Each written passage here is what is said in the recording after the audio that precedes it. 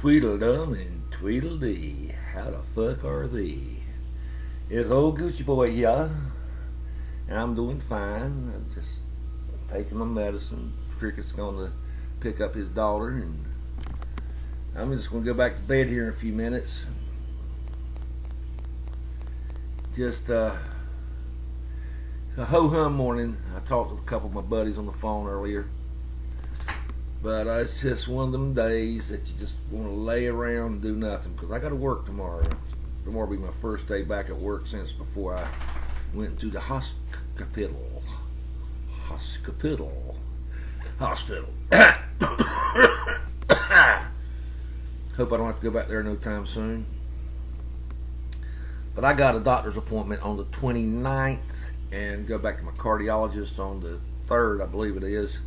They're going to lower my heart rate from 90 to 80. And by the time they get it down between 60 and 70, I should be pretty much back to normal without all the huffing and puffing and all that crap. Plus, I will quit smoking again. I mean, I need to. That's probably one reason I'm hacking up so much crap. But the more shit I get out, the better off I feel. I mean, that's the way I look at it. Although I know smoking ain't going to help me.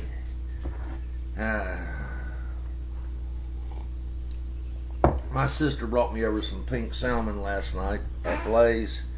So I cooked that for me and Cricket, some French fries and some fried squash. Turned out to be a pretty good little dinner. I mean, I haven't much of an appetite these days. Like I say, I'm skipping breakfast. I mean, just coffee.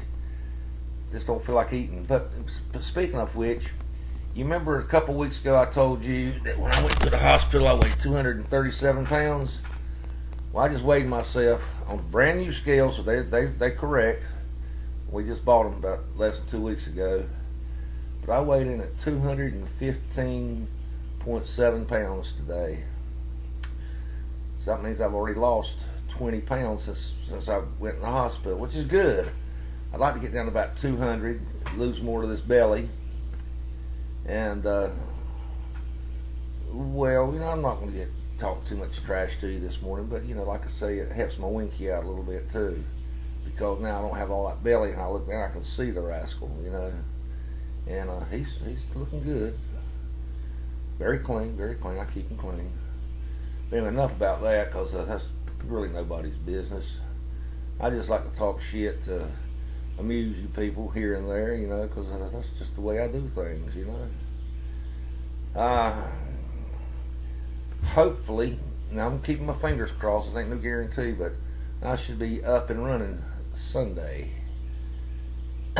Later on today, I'm going to pick up some motor oil for my motorcycle. And I've got about everything I need. My battery's over at somebody else's house. I'm supposed to bring it over today. And a little toggle switch. And that'd be about it. And then we'd start slapping that sun gun back together and have me on the road for too awfully long. You know what I'm saying? I could use some wind therapy. But that being said, now my motorcycle don't vibrate a whole lot, but they got all these speed bumps and crap and fucked up roads around here. So that vibration might be a little bit too much for me for the time being.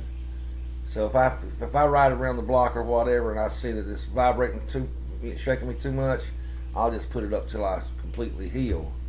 Because we don't want to loosen those leads that's running from the pacemaker into my heart.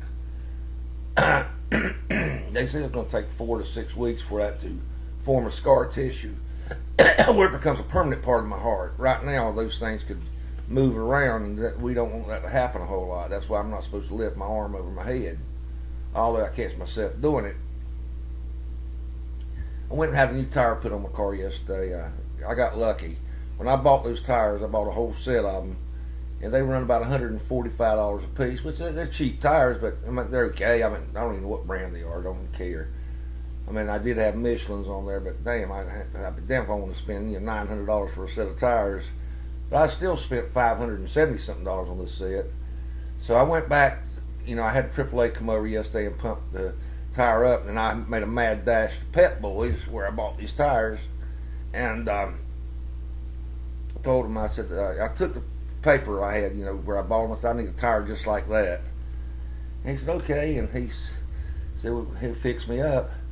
And he said, well, you know, I see you have the road hazard on here. I said, oh, yeah, yeah.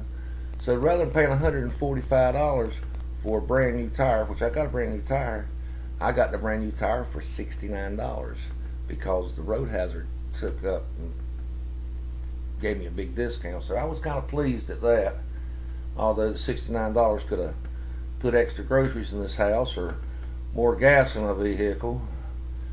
But, you know, like I say, I take it one day at a time. I can't afford to get too upset over anything. You know, it's just not worth it. I'm very resourceful about cooking. Like, you know, I know how to make stuff from scratch. So if I don't have certain things from the store, I'll just make it my damn self. So I'm pretty cool about doing that type of crap. And like I say, 95% or not, better than 95% of the stuff I fix is edible. People eat it and they don't complain. Cricket's been living with me for almost 2 months now, and he ain't turned his nose down at nothing. He said, damn, Wes, off the porch. Woo, dog, damn, man, where'd you learn to cook? Nobody makes gravy like that except my mama. So, I mean, you know, I cook old-fashioned, old Southern style for the most part. Like I say, when I cook greens, I fry fat back, and, well, first off, I boil them in fat back on the back porch because to keep the odor out of the house. I've got burners out there. Then I bring them back in, put them in freezer bags, and I freeze them.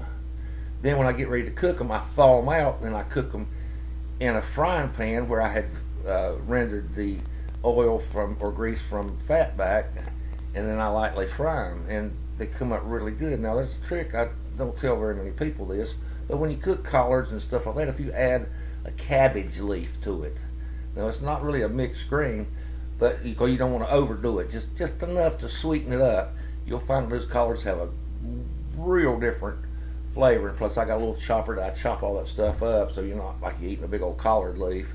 I've gone to restaurants and said, damn, you know, but I do it old school way. Enough of my rambling. I just wanted to say good morning to you. Oh, damn, I've talked 7 fucking minutes. Didn't even realize it. Damn. Okay, my bad. I'm sorry, guys. Listen, y'all have a wonderful day, and I'm glad I got a chance to talk to you. I'm glad you got a chance to see me, and look forward to my little rap session with you tomorrow. Have a great day, everybody, and support your local black and white clubs. Not gangs, but clubs.